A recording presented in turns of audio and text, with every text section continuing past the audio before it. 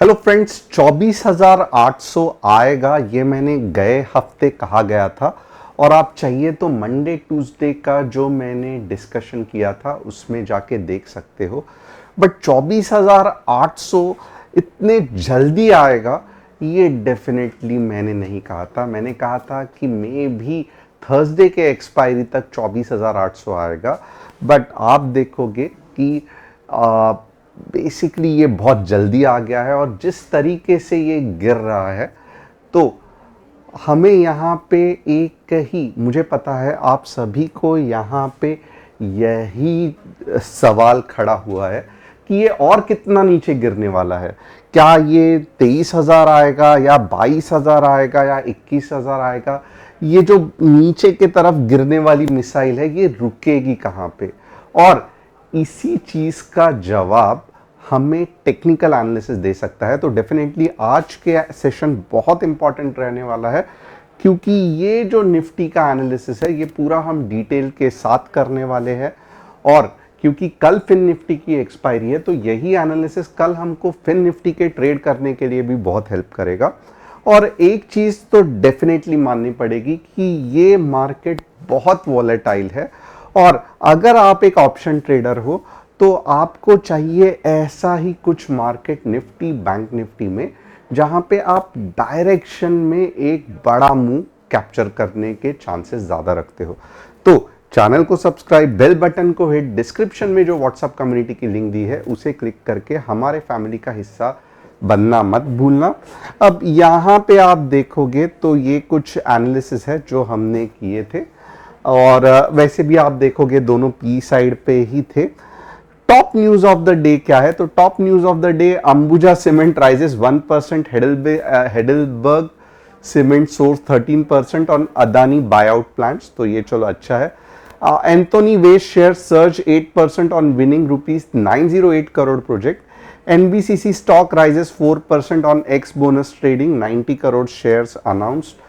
तो ये कुछ न्यूज़ है बट आप आज देखोगे ये इतने ज़्यादा मायने नहीं रखता है क्योंकि मोर और लेस आज सभी स्टॉक्स 8-10, कोई 4-3% गिरे हुए थे। तो डेफिनेटली आज बेयर मार्केट था। अब आपको चाहिए कि कोई स्टॉक्स एनालिसिस करे तो जैसे कि यहाँ पे एनएमडीसी, पीएफसी, यूपीएल, ये 3 स्टॉक्स का मैं एनालिसिस करने वाला हूँ। तो आप कमेंट सेक्शन में ज़रूर डाल सकते हैं। एक ही कस्टमर सपोर्ट नंबर है 9152615121। यहाँ पे आप हमें संपर्क करके अगर स्टॉक मार्केट सीखना है तो हमारे से सीख सकते हैं। अब मेन चीज पे आते हैं कि मार्केट किस तरीके से रिएक्ट करेगा। तो सबसे पहले थोड़ा सा वॉर का सिचुएशन देख लेते हैं।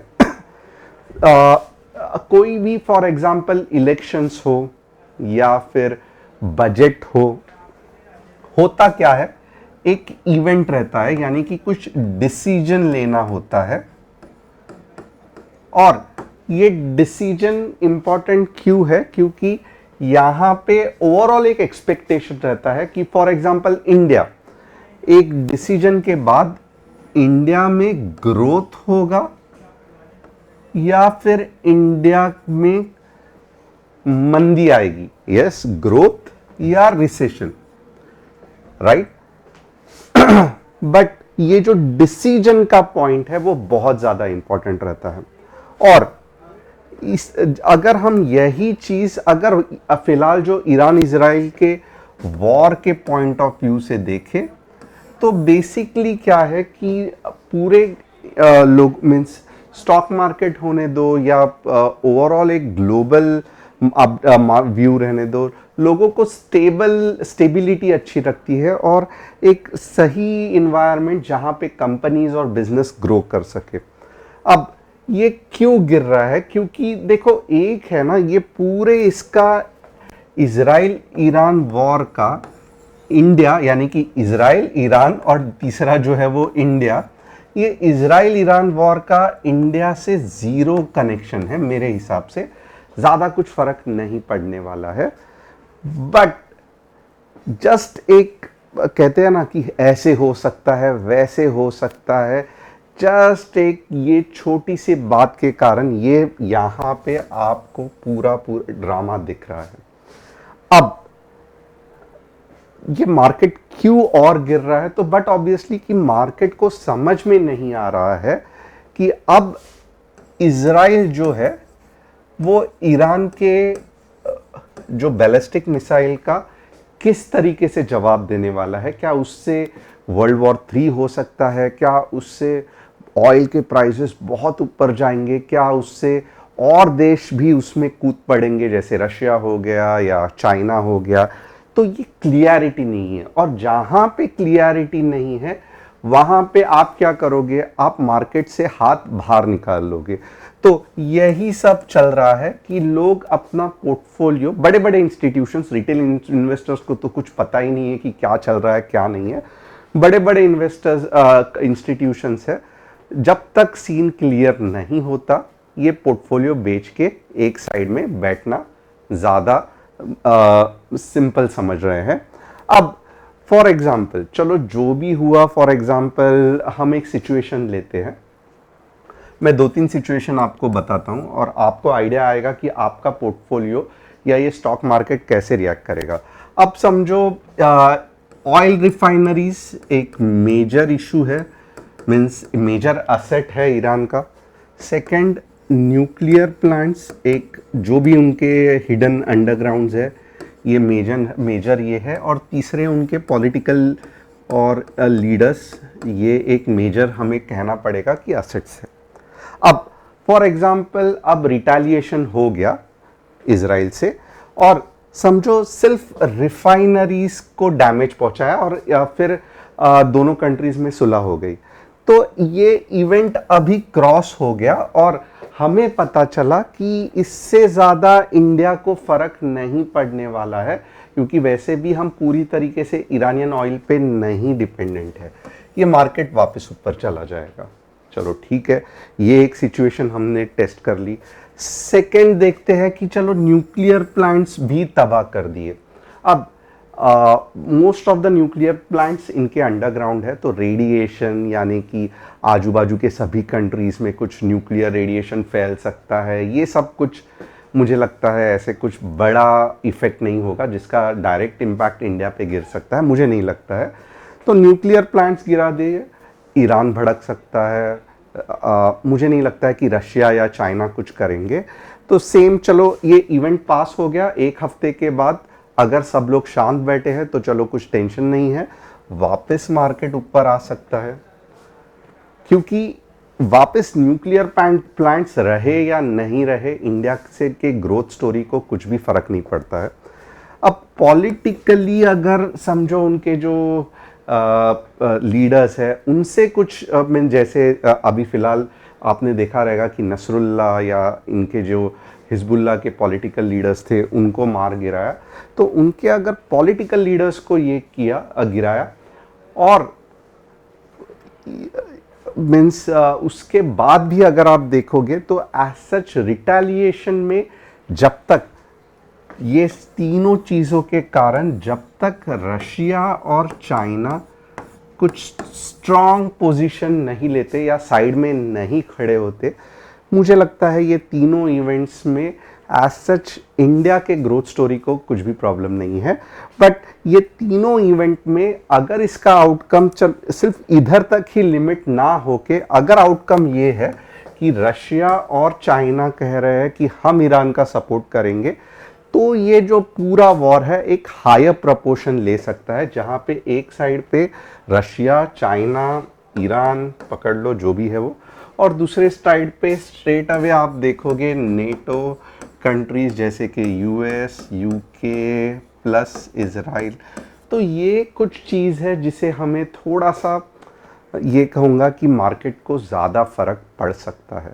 तो जब तक रशिया चाइना का कोई स्ट्रॉन्ग सपोर्ट ईरान को नहीं है और ये जस्ट एक इवेंट है कि चलो ऑयल रिफाइनरीज को ब्लास्ट कर दिया, ख़त्म हो गया खेल, वापस मार्केट ऊपर चला जाएगा, न्यूक्लियर प्लांट्स को उड़ा दिया, चलो मार्केट ऊपर चला जाएगा, यहाँ पे भी कुछ हुआ। बट अगर इसके साथ रशिया प्लस चाइना आ गया तो ये इक्वेशन पूरा चेंज होके एक वर्ल्ड वॉर 3 की तरह हो सकता है। और तब भी मार्केट इसको बहुत ज़्यादा सीरियसली लेगा और आप बिलीव नहीं करोगे कि मार्केट 21,600 जो बजट का लो था वहां तक आ सकता है। बट फिलहाल मैंने आपको पूरी डिटेल में बता दिया है कि क्या हो सकता है। मेरे हिसाब से जब तक अभी कुछ नेक्स्ट बड़ा मीन्स इजराइल से ये नहीं हो रहा है, हमें चार्ट्स पे क्या दिख रहा है, तो यहां पे मुझे चार्ट्स पे क्लियरली दिख रहा है कि रेजिस्टेंस जो है वो 25,200 पे है। और जिस तरीके से अगर मार्केट ने 25,000 के ऊपर अगर चला गया तो 25,200 आना कुछ बड़ी बात नहीं है, राइट। अब अप ट्रेंड कहां से शुरू होता है, बट ऑब्वियसली अगर 25,400 के ऊपर चला गया तो मैं कहूंगा कि धीरे धीरे अब ये जो डाउन ट्रेंड है ये खत्म हो गया है और अप ट्रेंड आ सकता है। 25,800 पहला टारगेट रहेगा और बिलीव मी और नॉट, ये बार जो रैली होगी वो 26,000 तक तो जाएगी, बट 27,000 तक भी जाने के चांसेस है। क्या ये 1 या 2 दिन में हो सकता है? नहीं, मैं 1 या 2 दिन की बात नहीं कह रहा हूं, मैं कम से कम 3 या 4 महीने की बात कर रहा हूं। बट ये जो है 24,800 ये लो रहेगा, मार्केट बीच बीच में घूमते रहेगा और 3 या 4 महीने में आप 27,000 तक इंडियन मार्केट को देख सकते हो। कल के लिए क्या स्टोरी है कि अगर 25,000 के आसपास आपको ग्रीन कैंडल दिखती है, 25,200 का आपका टारगेट 1 रहेगा। अगर टारगेट 1 के ऊपर चला गया, टारगेट 2 है 25,400 और 25,400 के भी ऊपर चला गया तो यहां से आपको downtrend to uptrend शुरू होते हुए दिखेगा। यानी कि इसका मतलब ये नहीं है कि मार्केट अब नीचे जाएगा ही नहीं, मार्केट नीचे जाएगा बट जो डायरेक्शन रहेगा ये ऊपर के साइड पे रहेगा। कौन से लेवल के बाद? 25,400 के बाद। तो कल देखना है कि 25,000 क्रॉस कर सकता है कि नहीं। इसका मतलब क्या है? तो आपके इंपॉर्टेंट सेलिंग पॉइंट्स कौन से हैं?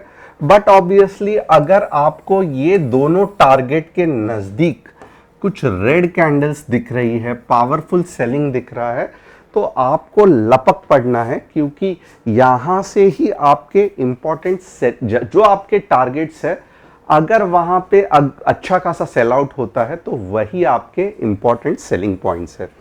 अब देखते हैं बैंक निफ्टी की तरफ। बैंक निफ्टी किस तरीके से ये कर रहा है, तो ये अगर आपने देखा रहेगा 50,000 का लेवल्स बताया गया था। अब बैंक निफ्टी में क्या इंपॉर्टेंट है कल के लिए वो भी देखते हैं।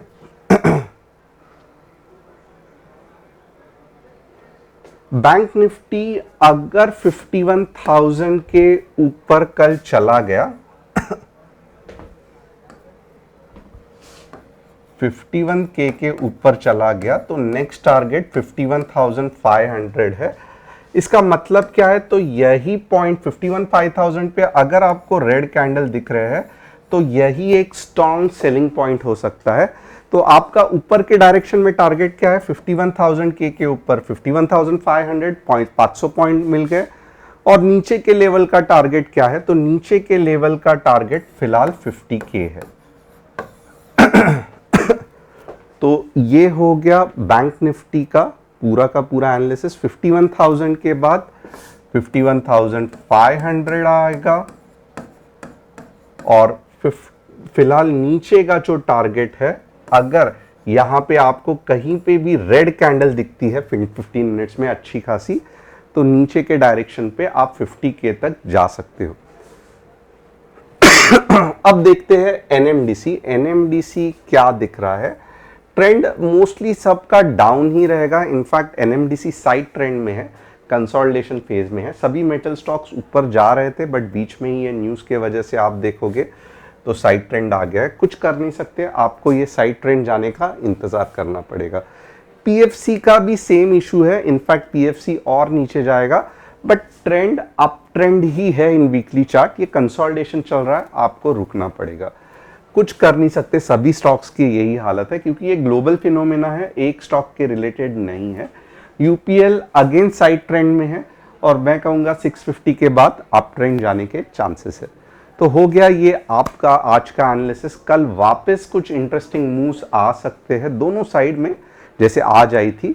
तो मैं यही रिक्वेस्ट करूंगा कि आप कल के दिन मार्केट में बने रहिए और डेफिनेटली एज अ ट्रेडर जिनको ये कुछ दिन है जहां पे आपको मार्केट में एक्टिवली पार्टिसिपेट करना है, रादर देन ऐसे दिन जहां पे मार्केट गैप अप होता है मॉर्निंग में ही और फिर साइडवेज चलता है। ये उन दिनों से अच्छा ये दिन डेफिनेटली आपको इंट्राडे में पैसा दिलाने के लिए ज़्यादा बेहतरीन साबित हो सकते हैं। Thanks a lot.